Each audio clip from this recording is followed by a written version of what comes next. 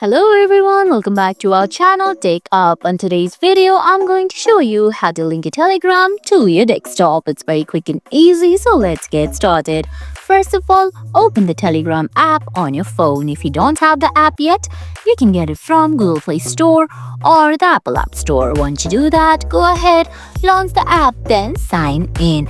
Now at the bottom right corner, you're gonna see settings option. Tap on it, then navigate your way to devices option. Now on your screen, you'll see link desktop device option. You're gonna have to get QR code from the desktop to link it.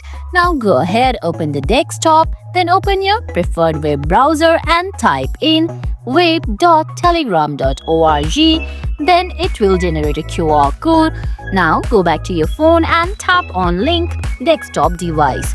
Once you do that, go ahead, scan the QR code and you'll successfully link your Telegram to your desktop. And guys, that's it. That's how you link your Telegram to your desktop. I hope you found this video helpful. If you did, please give it a thumbs up, leave a comment, subscribe to our channel and hit that bell icon. See you in the next video. Thanks for watching.